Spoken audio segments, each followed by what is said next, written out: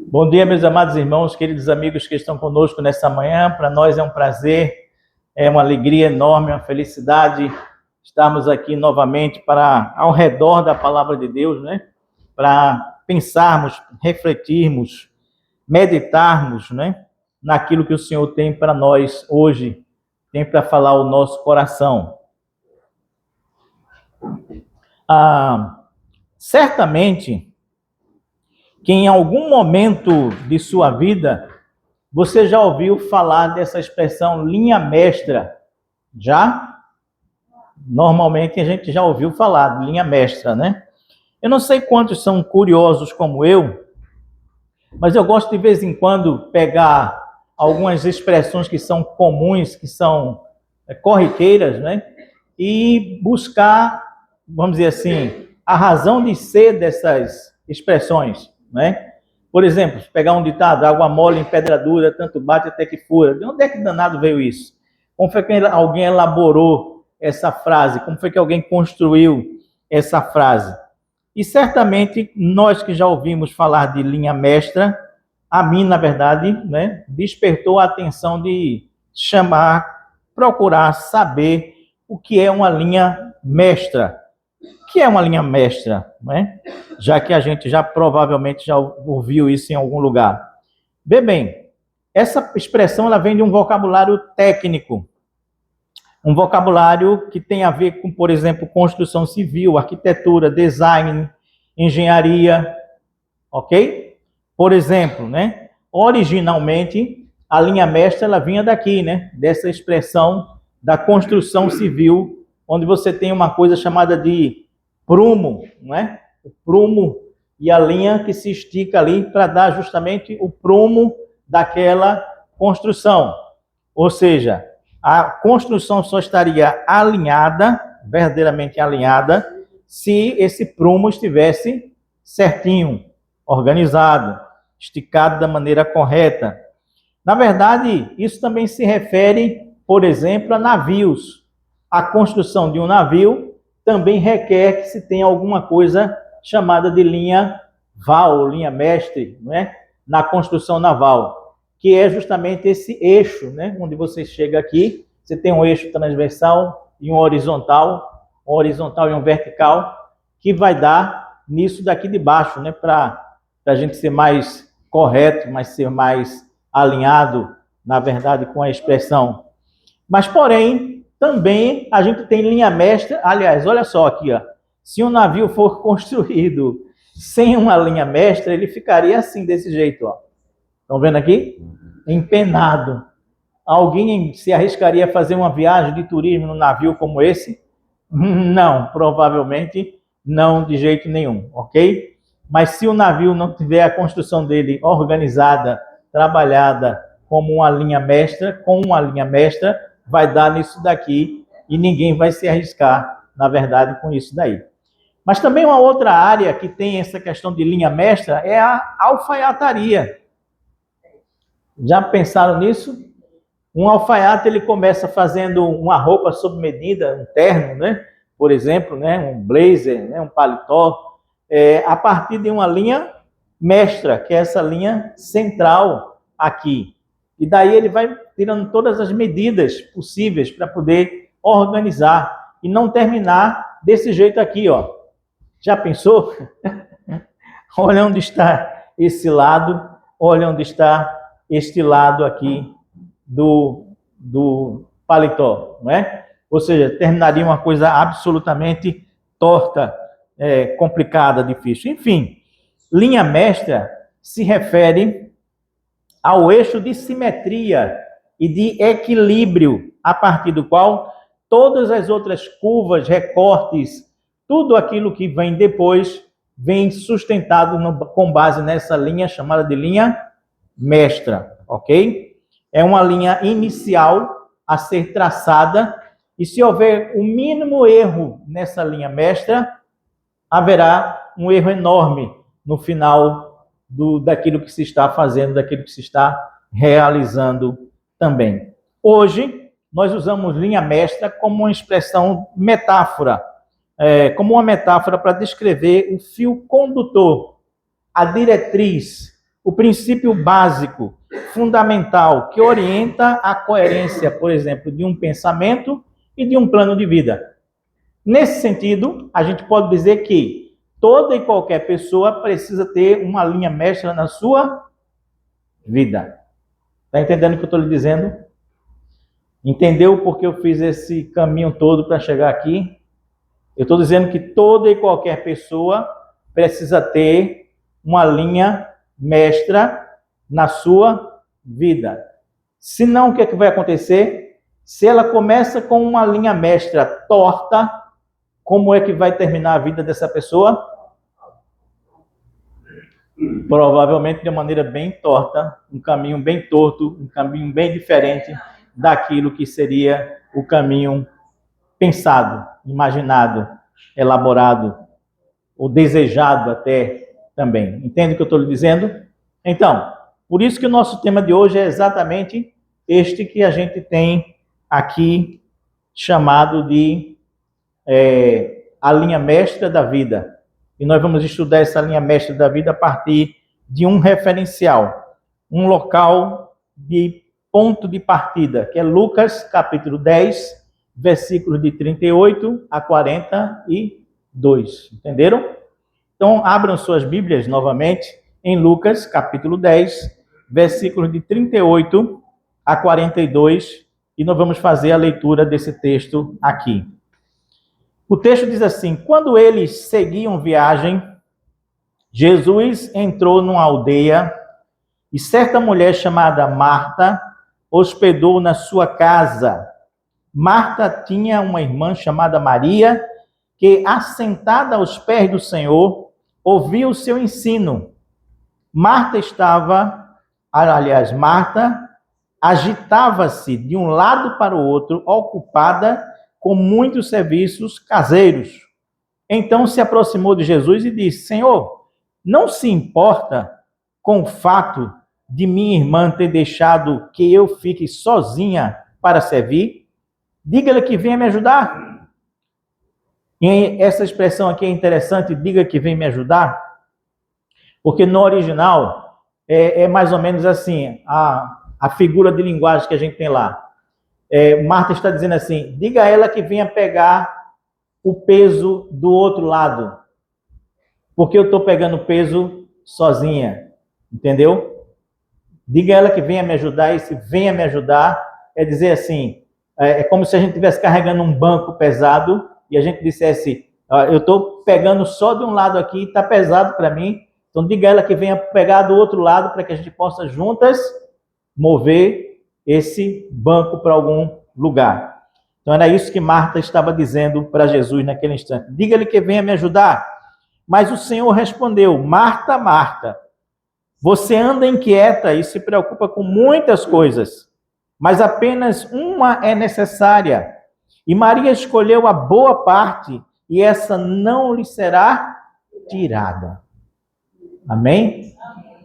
Que texto, né? Que lições maravilhosas a gente pode tirar de um texto como esse. Então eu quero convidar você a curvar sua cabeça e a orar ao Senhor nesse instante juntamente comigo. Pai amado, Deus bendito, nós estamos buscando a Tua presença nesse momento. Queremos te agradecer pelo fato de termos a oportunidade de, nesse domingo, meditar na Tua palavra, refletir, pensar, ouvir a Tua voz verdadeiramente, Pai. É isso que nós acreditamos que estamos aqui para ouvir, a Tua voz, a voz do Teu Divino Espírito Santo falando aos nossos corações nessa manhã de domingo, Pai. Muito obrigado pela saúde que nós temos, muito obrigado pelo prazer que nós temos de estar na casa do Senhor e muito obrigado particularmente pela honra de ministrar a Tua palavra. Eu te oro no nome de Jesus. Amém, amém e amém, Senhor. Bom, quando falamos, portanto, de linha mestra, nós estamos dizendo assim para os irmãos: isto quer dizer que todas as pessoas precisam ter uma linha mestra na sua existência que garanta um final de vida feliz, correto, concreto, maravilhoso, pensado pelo próprio Deus. Como é que começa essa linha mestra? Eu diria que são 3 coisas que vão definir a linha mestra de nossas vidas. Primeiro, as nossas escolhas. Está entendendo? As nossas escolhas definem a nossa linha mestra, o caminho por onde nós vamos seguir. Não sei se os irmãos perceberam, mas eu fiz questão de escolher essa imagem aqui, porque ela inicia com um caminho bem reto.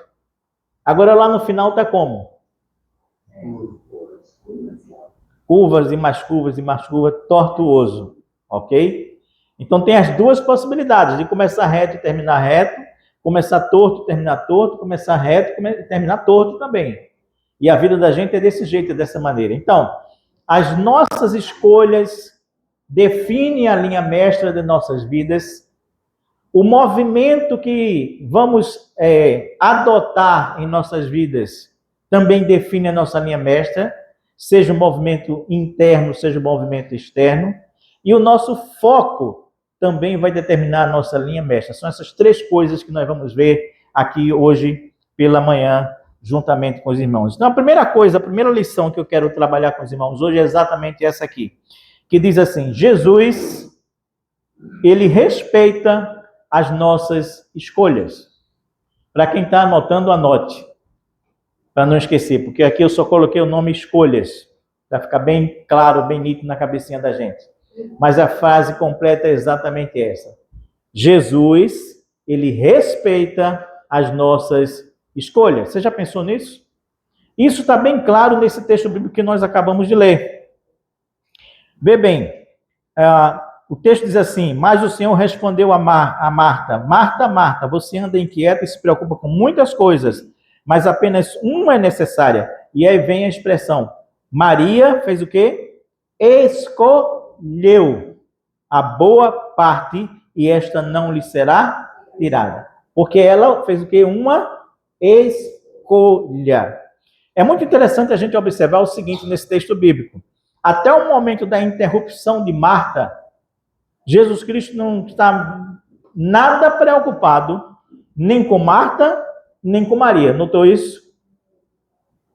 Jesus Cristo, ele não está... Se ele tivesse incomodado com aquilo dali, ele teria dito assim para Marta: Marta, para o que tu está fazendo, senta aqui e vem me ouvir, que é o mais importante, é isso. Ponto. Ou se ele tivesse com uma preocupação contra ela, ele diria para Maria assim: Maria, por favor, sua irmã sozinha ali está fazendo o que é possível e o que não é possível, vá lá e ajude-a. Também Jesus não diz isso. Então Jesus não está preocupado nem com o que Marta está fazendo, nem com o que Maria está fazendo. Ele está ensinando. E o fato de Marta ter escolhido estar aprontando coisas, envolvida com coisas, servindo coisas, etc., é uma escolha dela. E o fato de Maria estar aos pés de Jesus é uma escolha dela. E Jesus não está preocupado com nossas escolhas. Pelo menos nesse caso aqui, até o momento em que ele é interrompido por Marta, que tenta induzi-lo a tomar uma decisão nesse sentido. Portanto, enfim, a impressão que eu tenho é que se não houvesse a reclamação de Marta, dizendo: Jesus, você não se importa? Se não houvesse essa reclamação de Marta, as coisas continuariam exatamente do jeito em que estavam, com Jesus ensinando a um grupo de pessoas ali, com Marta trabalhando e com Maria ouvindo os ensinamentos de Jesus e nada mais do que isso. Marta continuaria correndo feito uma louca, para lá e para cá, para cá e para lá, para lá e para cá, para cá e para lá, para lá e para cá, para cá e para lá. Maria ficaria centrada, organizada, equilibrada, ouvindo Jesus e nada mais além disso daí. Então, esse é o mesmo Jesus que vai dizer para a gente, por exemplo, em Apocalipse 3:20, o seguinte: eis que eu estou à porta e bato. Se alguém ouvir a minha voz e abrir a porta, entrarei em sua casa e cearei com ele e ele comigo. Apocalipse 3:20. Veja bem, Jesus diz assim: eis que eu estou à porta e bato. Abrir a porta, permanecer com a porta fechada, é uma escolha de quem? De quem está dentro. Entendeu o que eu estou lhe dizendo? A escolha será sempre nossa. absolutamente nossa, do que nós vamos fazer com as nossas vidas e de mais ninguém. Beleza? Ou seja, a linha mestra da vida, ela tem início com nossas escolhas. Vou dizer de novo. A linha mestra que a sua vida vai seguir tem início, começa com as nossas escolhas. Do que nós vamos fazer, do que nós não vamos fazer. Nossas escolhas nos colocarão num caminho reto na vida, ou nossas escolhas nos colocarão num caminho tortuoso na vida. As nossas escolhas nos colocarão no prumo certo, aos pés do bom mestre, deixando que ele termine a obra inacabada que somos nós, ou as nossas escolhas também vão nos levar para bem longe do Senhor Jesus. Entende o que eu estou lhe dizendo?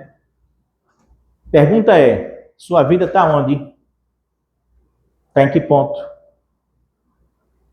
Suas escolhas feitas até hoje lhe trouxeram a que lugar na vida? A que situações de vida as suas escolhas têm lhe levado nesse exato momento da sua vida?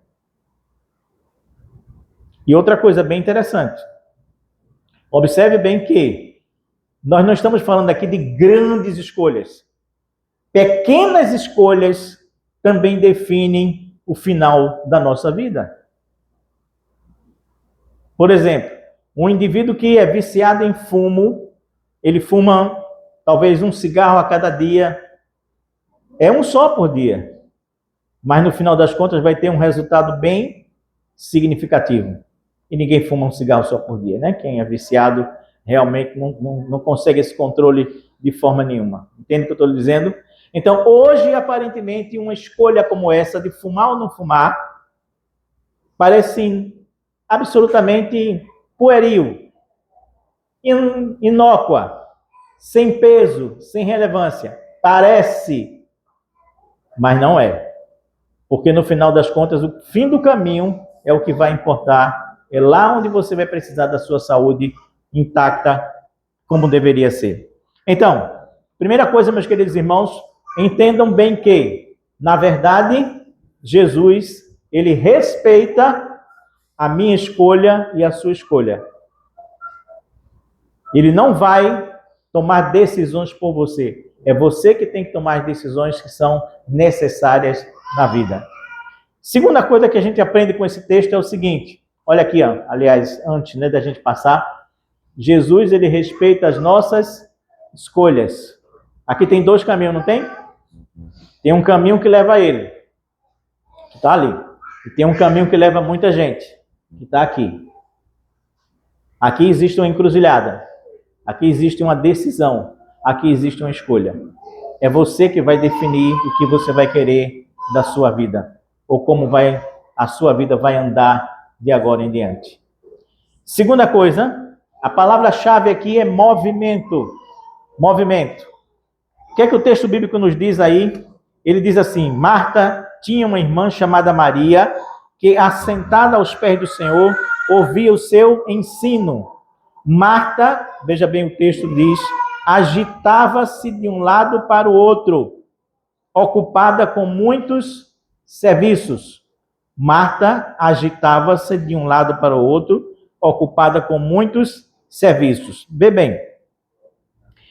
É impressionante como cada uma dessas irmãs representa um estilo de vida, uma maneira de viver, uma forma de ser, um jeito de administrar o seu dia a dia.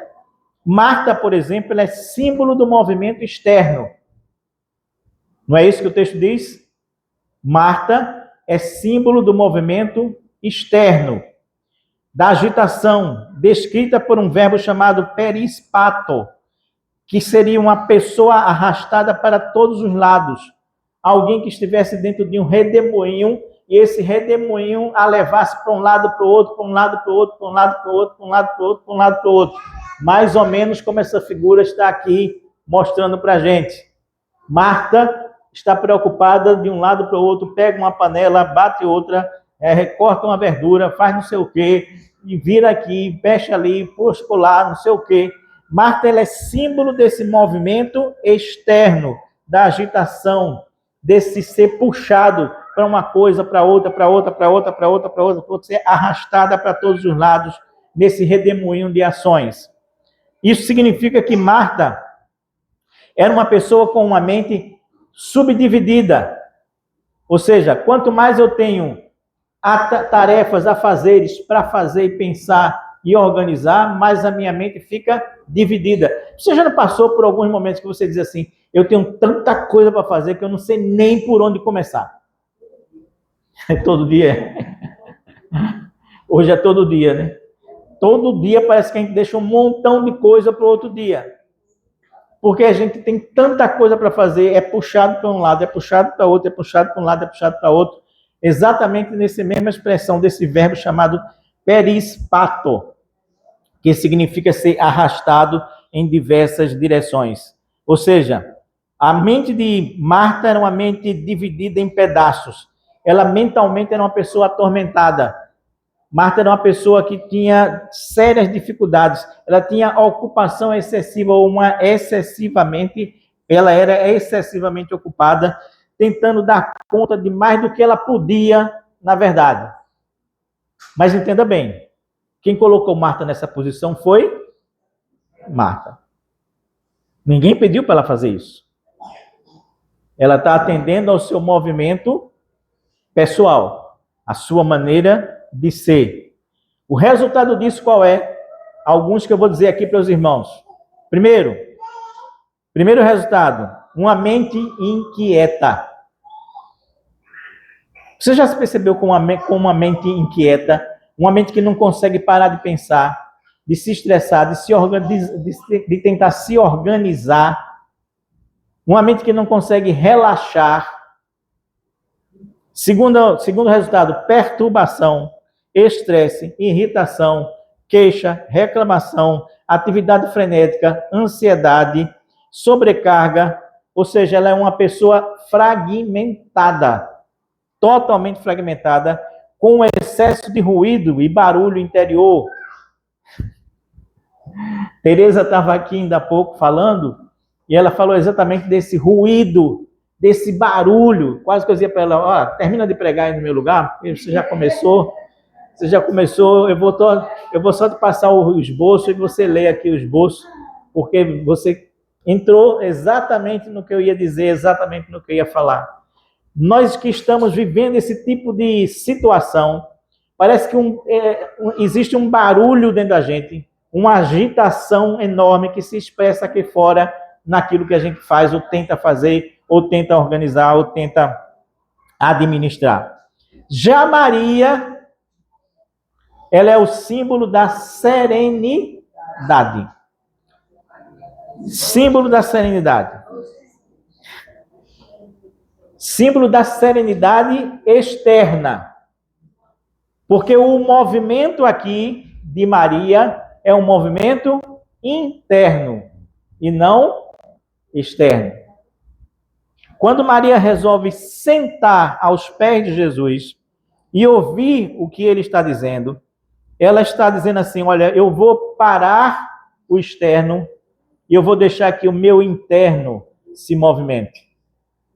A movimentação aqui é uma movimentação interna, não é uma movimentação externa de jeito nenhum. Ou seja, tudo aqui fora é ignorado por ela e ela abre espaço para que Jesus fale ao seu coração nesse momento. Vê bem, vocês acham que enquanto Jesus orava, ensinava, falava com aquele pessoal ali dentro da casa de Marta, vocês acham que acontecia alguma coisa com a cabeça daquele povo, sim ou não? Para pensar, gente. Para pensar, gente. Você está ouvindo Jesus pessoalmente.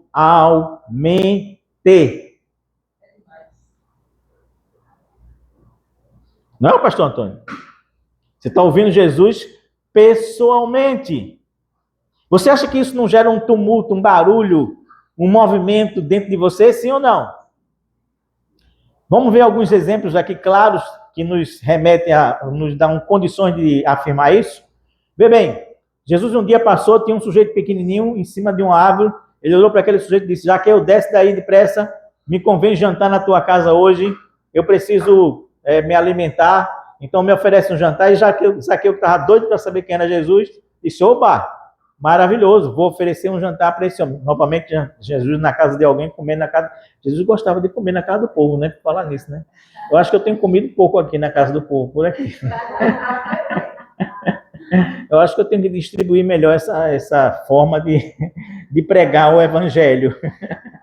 Essa maneira de pregar o evangelho eu tenho que misturar mais aqui na igreja. Enfim, a casa agora era de Zaqueu. Quando Zaqueu ouve Jesus, o que ele diz no final daquela história? Ele diz o quê? Se eu, por um acaso, roubei alguém, eu vou devolver 4 vezes mais aquilo que eu tirei das pessoas. Houve um movimento interno em Zaqueu, sim ou não? Houve uma mudança de postura, uma mudança de comportamento, houve uma agitação interna ali, sim ou não? Claro que houve, evidentemente que houve. Ele ouviu Jesus e ele mudou de atitude. Ele mudou, no final das contas, foi o quê? A linha mestra da sua vida, que estava toda torta, por sinal. Ali naquele momento, Zaqueu mudou completamente a linha mestra da sua vida, transformou-se numa outra pessoa. Por quê? Porque houve um movimento externo? Não. Porque houve um movimento interno. Interno. Discípulos de Emaús. Jesus morre, ressuscita e resolve caminhar com 2 discípulos que estavam saindo de Jerusalém para a cidade de Emaús. Ninguém sabe por que Jesus tomou essa decisão, mas ele tomou a decisão. Alguma coisa ele conhecia, sabia, ele via naqueles 2 discípulos que resolveu, na verdade, dizer assim, eu vou caminhar com esses caras. Ele dedica uma tarde inteira para fazer isso. Inteira. E vai caminhando, vai conversando, vai caminhando, vai trocando ideias, vai falando do que aconteceu em Jerusalém, etc. Tal. Finalzinho da tarde, aqueles homens chegam na sua casa, entram e dizem assim para Jesus, olha, a conversa estava tão boa, né? E eles disseram assim, olha, você não quer pernoitar aqui não? Já que você vai mais adiante, pernoite aqui, jante com a gente, para poder a gente, na verdade, continuar o papo, continuar a conversa. Porque toda vez que a gente conversa com Jesus, a gente quer conversar mais e mais e mais e mais e mais. E Jesus diz, sim, topo, vamos jantar. E Jesus vai jantar com ele. E Jesus, no partir do pão, é reconhecido por eles. E Jesus desaparece dali naquela hora. E o que aqueles 2 discípulos dizem? Eles dizem o quê? Por um acaso, não nos ardia o coração enquanto nós o ouvíamos de tarde? Ou seja, ardeu o coração. Movimento interno. Movimento interno. Maria estava aos pés de Jesus e enquanto ela ouvia, o texto bíblico diz isso exatamente, que ela ouvia o seu ensino. Evidentemente que o seu coração ardia. Evidentemente que havia movimento interno, mas não movimento externo naquela hora, naquele instante ali. Você está entendendo, meu irmão querido?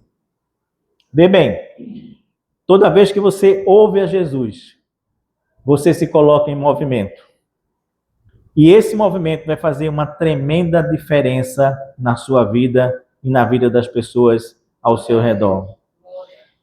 Aquele ensinamento que estava ali poderia cair dentro de Maria como um verdadeiro terremoto, onde tudo dentro era mexido, tudo dentro se tremia naquela hora. Enfim, meu querido irmão, existe um movimento externo no mundo de Marta. Existe um movimento interno no mundo de Maria. E, aliás, é uma coisa bem interessante aqui, tá? O fato de Maria estar sentada aos pés de Jesus, isso também é muito significativo. Por quê? Porque só os discípulos se sentavam aos pés dos mestres. Ouviu direitinho? Maria, quando escolhe sentar-se aos pés de Jesus, ela está dizendo assim, eu sou uma discípula tua. Eu estou numa postura de discípula nesse momento na minha vida. Percebeu? É isso que ela está dizendo para cada um de nós.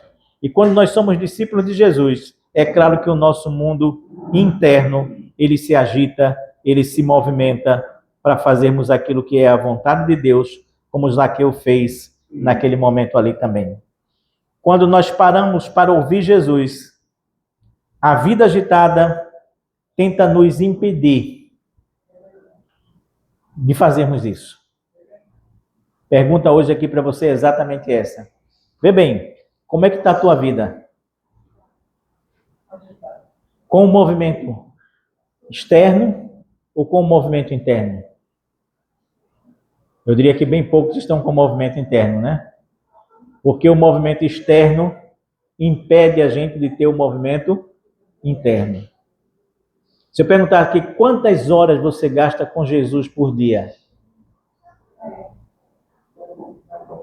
Agora, quantas horas você passa feito um doido, um louco, de um lado para o outro, de um doido para o outro, de um lado para o outro, de um lado para o outro, de um lado para o outro, de um lado para o outro, de um lado para o outro, ou com celular, né? A gente não consegue nem ler mais uma notícia com calma no celular, né? A gente já lê pensando em passar para a próxima, a outra coisa que parece interessante, enfim, o universo de distração de que busca tirar a nossa atenção é muitíssimo grande nessa hora. Qual é o grande inimigo hoje do povo de Deus? A gente sabe que ainda existe muita perseguição no mundo, que muita gente é morta ainda porque é cristão. Mas a gente sabe também que a distração talvez seja o pior inimigo do povo de Deus hoje. Quantas horas eu passo me agitando de um lado para o outro, fazendo uma coisa ou outra? Quantas horas eu passo e eu digo assim, eu vou parar, eu vou sentar aqui, eu vou ler a palavra de Deus e longe de celular longe de mim. Eu não quero isso aqui perto de mim, porque em algum momento vai me chamar a atenção.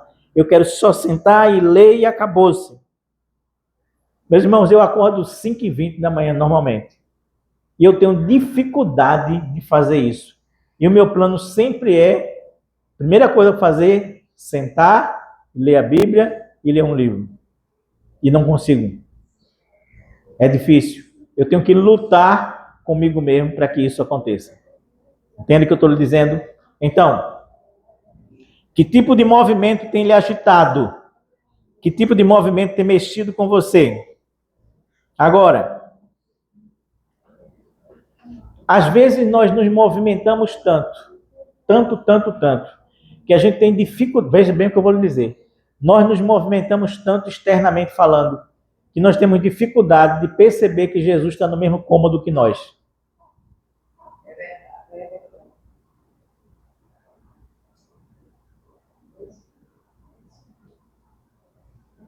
Ele está aqui, está bem juntinho, mas a gente tem dificuldade de perceber que ele está ali bem juntinho da gente. Porque nós estamos agitados de um lado para o outro, de um lado para o outro, de um lado para o outro, de um lado para o outro, de um lado para o outro, de um lado para o outro, com todos os afazeres que nós temos para fazer. Agora, vê bem. Jesus ele diz assim para Marta, Marta, por que você está agitada e perturbada? Você está se preocupando com muitos serviços, na versão da Bíblia Viva, ele diz assim, com muito serviço caseiro. Você está perturbada e agitada com muito serviço caseiro. Aí eu fiquei pensando comigo mesmo. O que nesse mundo não é serviço caseiro? Tudo nessa vida é serviço caseiro, meu irmão. Tudo nessa vida é serviço pequeno. Imagine a presidência dos Estados Unidos. Vou logo lá em cima, né? Você ocupando o lugar de Donald Trump. Sabe o que é isso? Serviço caseiro para Deus. Para aquele que governa o universo inteiro, a presidência de um país é um serviço caseiro. Quase nada. Absolutamente nada. Agora pergunto se qualquer presidente tem tempo para Jesus.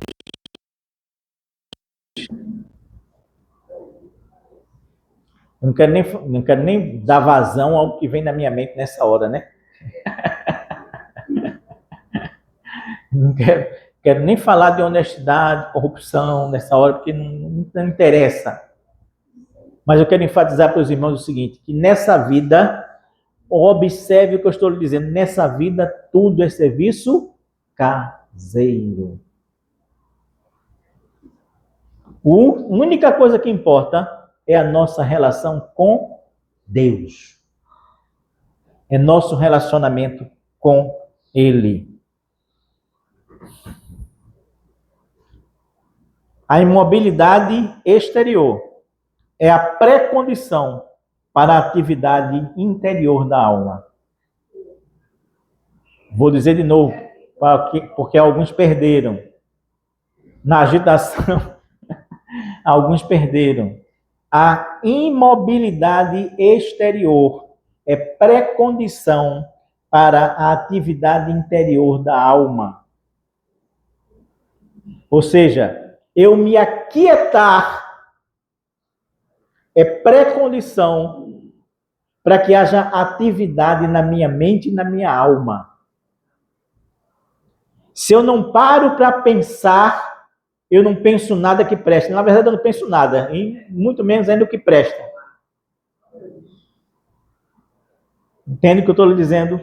É esse o drama aqui do movimento de Marta e de Maria. O movimento exterior, ele pode ser também saudável, mas ele deve nascer do movimento interior, de escuta ativa, silenciosa, mas ativa. O movimento exterior, a gente precisa também, ninguém aqui vai dizer, me aposentei e vou ficar de braços cruzados, não. O movimento, na verdade, exterior, ele pode ser saudável, mas ele só será saudável a partir do momento que ele nascer do meu movimento interior, de uma escuta silenciosa, mas ativa da minha relação com Deus. Aí sim vai dar certo. Aí sim vai dar resultado. Portanto, a segunda coisa que nós queríamos dizer para os irmãos era exatamente isso aqui. O movimento da agitação é uma coisa. O movimento da agitação é uma coisa. O movimento da aquietação é outra. Entendeu? O movimento da agitação personalizado por Marta e o movimento da aquietação personalizado por Maria são bem opostos e bem diferentes. E podem ter danos e são fatais na nossa linha mestra da vida. Terceiro lugar. A palavra agora é foco. A primeira palavra foi escolha. Segunda palavra, movimento. Terceira palavra que define a nossa linha mestra é o nosso foco. Foco. Existe foco aqui nesse texto? Sim. A linha mestra da vida, ela começa com nossas escolhas, ela solidifica-se a partir do nosso movimento interior e ela termina quando nós não perdemos de vista o nosso foco principal da vida. Qual é o nosso foco principal da vida? Jesus Cristo diz aí, ele diz assim, há realmente apenas uma coisa necessária com que devemos nos preocupar. E Maria descobriu o que é, e ninguém poderá tirar isso dela, na versão da Bíblia Viva. Entendeu? Ele está dizendo, olha, há realmente o que? Apenas o que? Uma única coisa. Foco, foco, foco, foco. Uma única coisa. Saber que existe apenas uma coisa é descobrir que existe apenas um foco. Existe apenas um alvo. Existe apenas um objetivo. Existe apenas uma meta para a gente. O resto são acessórios do nosso viver. É ter uma única direção. É não se deixar mais ser puxado para todos os lados. É não ter 1000 focos lutando dentro de você para ver qual que vai ser atendido naquela hora, naquele momento. Não. Ter foco é ter clareza na vida, é conhecer o caminho, é não se deixar perder nas estradas, é saber a razão de ser da existência, é não se deixar levar pelas ondas do mundo, é andar segundo o propósito definido por Deus. Isso é ter foco. Um foco. Maria fazia o quê? Aliás, Marta fazia o quê? Marta rodava. Lembre bem o verbo que eu disse para você, perispato, peris, de perímetro. Ou seja, de rodar, de fazer, de construir um perímetro. Marta era como se fosse aquele cachorro correndo atrás do rabo, que não alcança nunca, não está satisfeito nunca, nunca se realiza de forma nenhuma. Ou seja, Marta não tinha foco por ter foco demais para prestar atenção. Enquanto Marta rodava, Deus nunca deixou seu povo sem um foco. Nem quando o povo estava no deserto. Percebeu isso? O povo estava no deserto, saindo do Egito para ir para a terra de Canaã. Estava no deserto. Os caminhos no deserto são fáceis da gente definir, determinar? Não, por que não? Porque todo caminho parece ser igual, não é? Você está no meio do deserto, você olha para um lado, só vê areia. Olha para o outro lado, só vê areia. Olha para o outro lado, só vê areia. Olha para o outro lado, só vê areia. Para o outro lado, só vê areia. Então, é muito difícil você saber qual é o caminho certo. Se você estiver perdido no deserto, é muito difícil você definir qual é o caminho certo. Porque o deserto parece ser todo igual. Absolutamente igual. Mas o que é que Deus fez? O que é que o texto bíblico diz?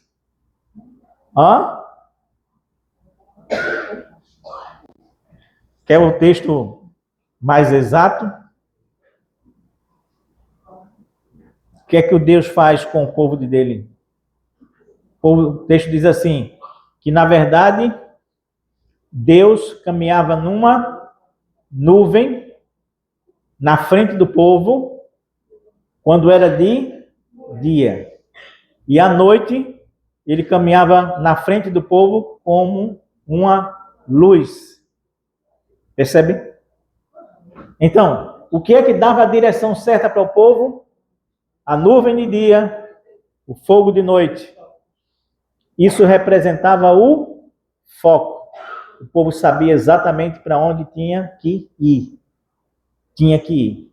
Eu tenho que seguir aquela nuvem, eu tenho que seguir aquela coluna de fogo que está ali na minha frente. Sabe o que isso quer dizer, meu amado irmão? Quer dizer assim, quando você estiver no seu deserto, Deus não vai deixar de caminhar na sua frente. Deus não vai deixar de ser o seu foco de jeito nenhum. Ele não vai lhe deixar no escuro de noite. Ele não vai lhe deixar sem ver o que você precisa ver de dia, do mesmo jeito e da mesma forma. Entende o que eu estou lhe dizendo? O povo de Deus precisa ter o quê? Foco.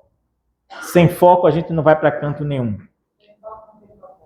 Quando ele diz assim, Maria escolheu a boa parte, e isso não lhe será tirado. Ela descobriu qual era o seu foco. Qual era o seu foco? Qual era o seu foco? A pergunta é, qual é o seu foco? O que é que vem guiando a tua vida? O que é que faz teus olhos brilharem? O que é que faz você fazer algo sem perceber que o tempo passou? Qual é o seu foco? O que é que ilumina o teu caminho? O que é que faz você não se desviar da rota? Qual é o teu plano de voo para o teu dia a dia, para a tua vida, para o teu hoje? Uma coisa é certa. Jesus, ele nos insta a manter o nosso foco, a manter a nossa direção. O que é que Jesus diz? Ele diz assim, mas buscai primeiro o reino de Deus, e todas as coisas vos serão acrescentadas. Mas o que é que vem primeiro? O foco tem que estar no reino. Sinceramente, responda para você. Você tem se preocupado com o reino de Deus em primeiro lugar? Você tem se preocupado com emprego, saúde, amor, diversões, Qual é o teu foco? Qual é o nosso foco, na verdade? Mantenha o foco no reino, não se perca nos serviços caseiros, e tudo aqui é serviço caseiro, e você vai ser uma pessoa que vai encontrar a felicidade, e essa não lhe será tirada de forma nenhuma. Concluindo, eu devo dizer mais algumas coisas antes da gente terminar. Primeiro,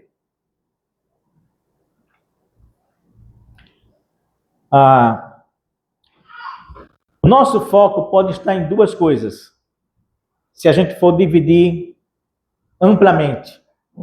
Nosso foco pode estar em coisas,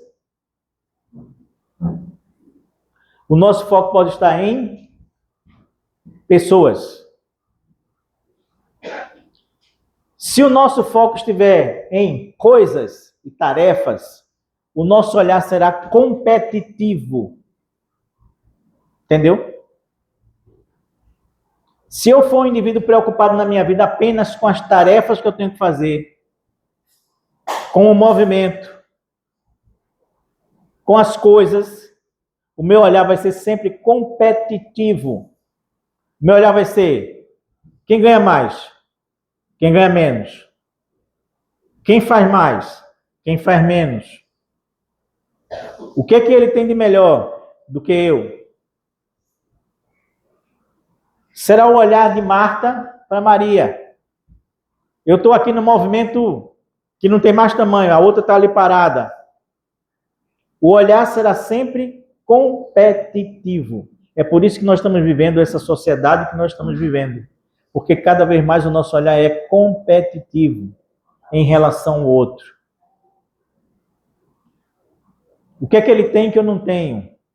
O que é que eu faço que ele não faz? Por que que ele é melhor e eu sou pior? Por que que eu sou melhor e o outro é pior? O nosso olhar, se tiver simplesmente nas coisas e nas tarefas, ele vai ser sempre um olhar competitivo e nada mais além disso.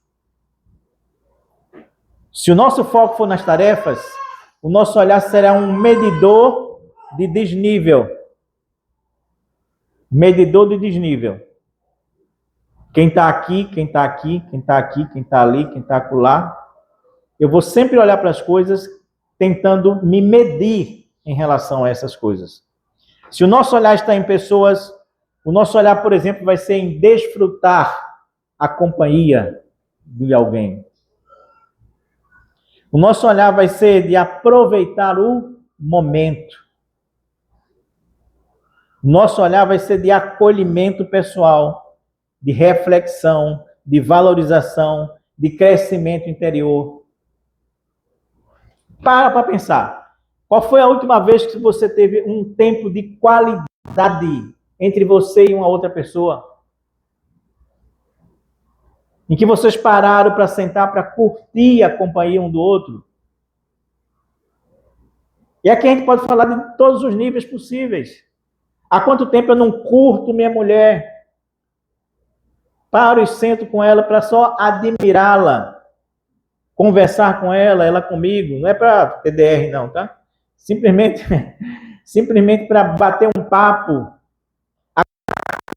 papo cabeça com um amigo, uma amiga, alguém que na verdade esteja próximo de mim, que eu gosto de conversar, que eu gosto de falar. Tomar um café, né? O famoso café que a gente fica prometendo uns aos outros o tempo inteiro e o café não sai, e o café não chega nunca, e o café não aparece nunca, na verdade porque a gente não tem tempo.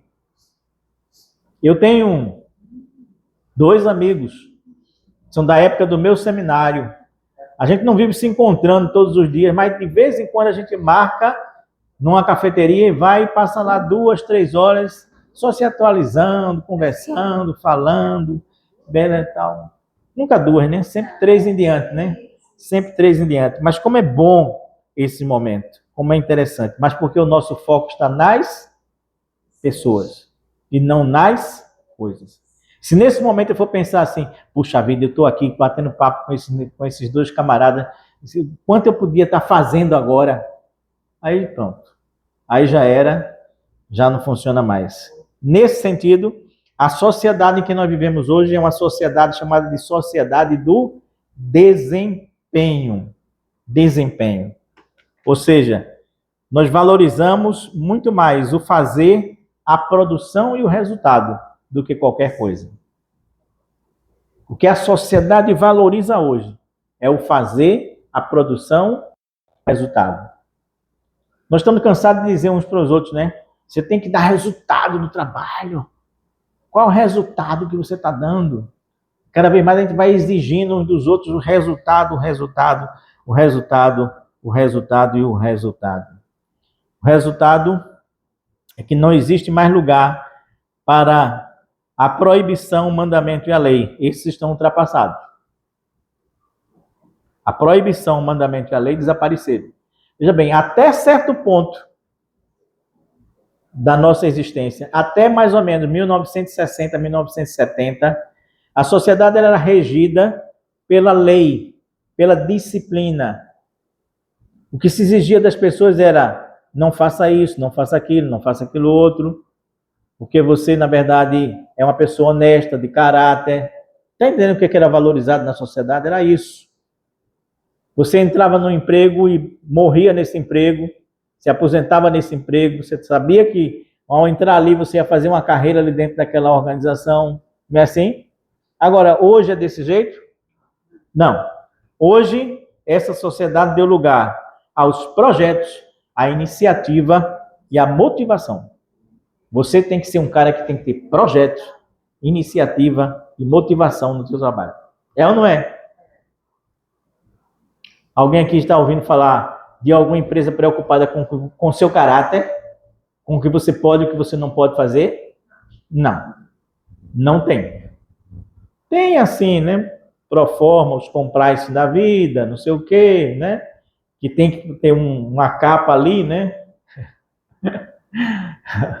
É engraçado quando o Banco Master contratou um certo escritório de advocacia para fazer um elenco de normas e regras, né? De caráter, de honestidade, etc, etc, etc. Tá bom, beleza. Fecha parênteses, volta para cá. Então, existe uma capa para inglês ver, mas a preocupação é com o quê? Projetos, iniciativa e que você tenha motivação, que você seja um sujeito automotivado. Só que, segundo o autor do livro chamado A Sociedade do Cansaço, essa sociedade do desempenho, ela só produziu, na verdade, depressivos e fracassados. Depressivos e fracassados foi o que essa sociedade produziu. Está aí a ilustração do que a sociedade produziu, do que a sociedade do desempenho produziu. Produziu depressão, produziu ansiedade, produziu burnout, produziu TDAH, produziu síndrome de pânico, produziu um monte de coisas que a gente tem por aí. Essa é a sala de espera do Dr. Lima, no consultório de psicologia dele. Ali tem um quadro chamado Sociedade do Desempenho. Você já viu como hoje é comum, na verdade, a gente ouvir algumas brincadeiras, né? Alguns vídeos na internet das pessoas disputando qual é o sintoma que tem? Ah, eu tenho o quê? Eu tenho TDAH, e tu? Não, eu sou ansioso por natureza. É mesmo, rapaz? E como é ser ansioso? É maravilhoso. Eu fico assim muito feliz quando encontro um depressivo, porque eu penso assim, puxa vida, é melhor ser ansioso do que ser depressivo. Mas também a depressão não é de se jogar fora, né? De forma alguma, claro, evidentemente, né? A gente vive dentro dessa sociedade doida, maluca, chamada de sociedade do desempenho. E você não para questionar isso, porque você não tem tempo para parar de jeito nenhum, porque é movimento, movimento, movimento e movimento. A coisa que nós precisamos também perceber, veja bem, essa é a segunda coisa que a gente precisa trabalhar nessa conclusão. rapidinho com os irmãos. Qual é essa segunda coisa? Você já se perguntou por que Marta, ela foi a Jesus reclamar com Jesus sobre a postura de Maria? Você já se perguntou por que ela não foi diretamente a Maria? Até porque ela parece ter sido a irmã mais velha do grupo ali. A casa é chamada casa de Marta, não casa de Maria, necessariamente. Provavelmente Marta era a irmã mais velha. Por que ela não foi como irmã mais velha diretamente a Maria e disse: ó, menina, levanta, bora para a cozinha comigo ali, trabalhar. Estou precisando que você pegue do outro lado do banco aí. Bora, levanta logo. Por que Marta não fez isso? O que é que você acha? Sabe por que ela não fez isso? Porque ela queria mais do que Maria do lado dela. Ela queria Jesus do seu lado. Ela queria que Jesus passasse para o seu lado. Ela queria que Jesus desse razão a ela. Entendeu? O questionamento dela é feito a Jesus justamente por conta disso. Porque ela queria que Jesus desse razão a ela. Pensa bem comigo aqui. Vê bem. Ela queria que Jesus entrasse na agenda dela. Ela não queria entrar na agenda de Jesus. Percebe a diferença? Maria, ao contrário. É ela quem vai para o lado de Jesus. Ela não tenta trazer Jesus para o lado dela. Mas ao contrário. Ela tenta se adequar à agenda que Jesus tinha proposto para ela. E a agenda que Jesus tinha proposto para ela só podia ser vista com ela ouvindo o que Jesus estava ensinando naquela hora ali. Enfim, por isso ela descobriu qual era a melhor parte. E isso não lhe seria tirado de jeito nenhum.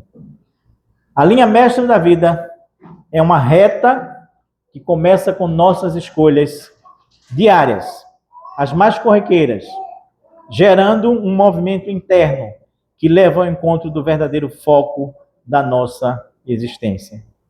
Se chegarmos ao final da vida e não encontrarmos Jesus no final da nossa vida, da nossa existência, nós trilhamos o caminho errado. Ouça bem o que eu estou lhe dizendo. Se chegarmos ao final da nossa vida e não encontrarmos Jesus ali, é porque isso é sinal de que nós pegamos o caminho errado, absolutamente errado. Precisamos traçar uma linha que seja uma linha mestra, uma linha que nos guie aquilo que é o foco que Deus tem para nós. E Paulo entendeu muito bem isso. Paulo diz assim: mas uma coisa eu faço. Paulo faz 2 coisas, Paulo faz 3 coisas, Paulo faz 4 coisas, Paulo faz 10 coisas. Não. Ele diz, mas uma coisa foco, uma coisa eu faço. Esquecendo-me das coisas que ficam para trás, e avançando para as que estão adiante de mim, eu prossigo para o foco. Meu alvo é o meu foco.